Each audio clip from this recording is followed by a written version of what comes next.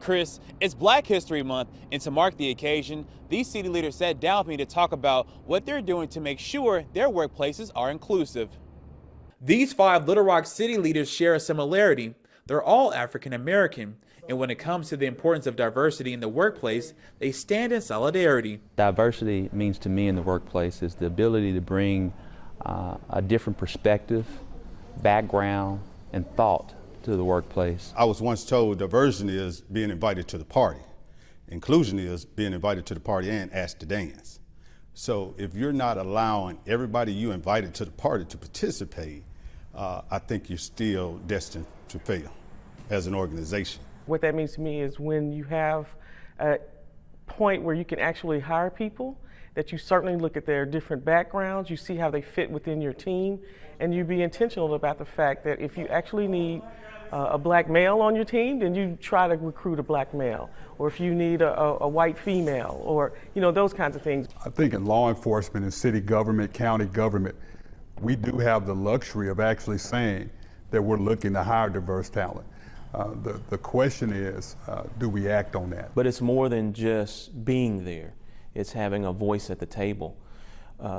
True diversity in the workplace means you have diversity in the leadership, not just at the lower level in the organization.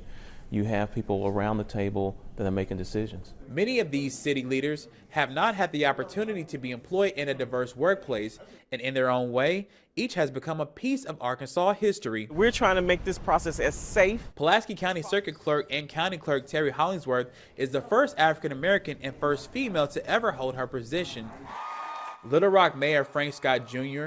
is the first elected African American mayor of the city of Little Rock, and Pulaski County Sheriff Eric Higgins is the first African American sheriff in the department's 200-year history. The fact that 200 years there hadn't been a black sheriff in Pulaski County, and that just speaks volumes to the lack of diversity in the leadership and the need for it. One thing this group of leaders say they strive for is fair opportunities for people of all backgrounds when it comes to employment and chances for promotions. If they're not selected, that division commander has to sit down with that individual and explain to them what they need to work on.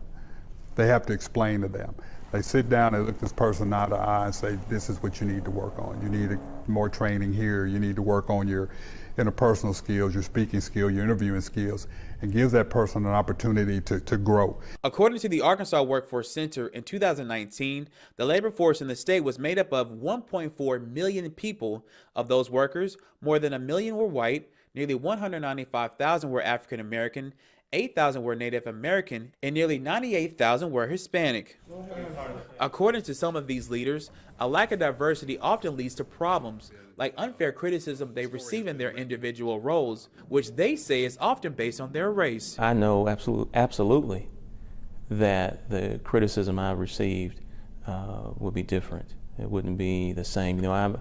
I come in the office, and before my first day in office, I'm the most racist sheriff has ever been at the sheriff department. Those are things that are said. I don't think it would ever be the same of any man or woman.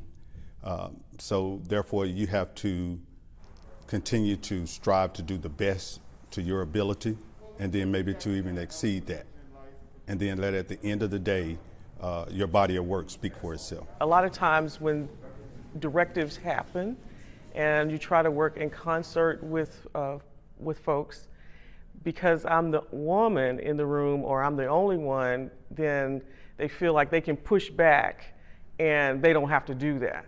So then I have to let them know that I am assertive and that this is how we're going to do it, and we do have to work together. If an African American female is assertive, confident, she's got an attitude. If a white female does the exact same thing, they're strong.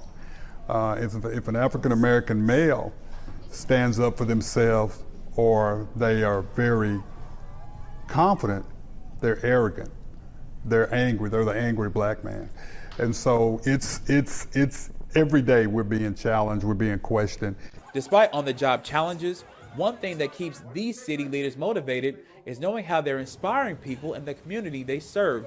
They say it's important to leave a positive legacy behind for others to follow. If there's any legacy that I desire to leave, is a legacy of uniting our city, helping our city move from being disconnected to connected, ensuring that we forward growth in every area of the city, creating economic diversity that creates economic vitality for all. It's a legacy that I have taught, or I've influenced my community to value voting, to value keeping their leaders accountable, and to make sure that they actually not only register to vote, but actually go and vote. All of these city leaders say they hope the conversation about the importance of diversity in the workplace continues for the next 20 years, because if not, those conversations could be forgotten. Chris.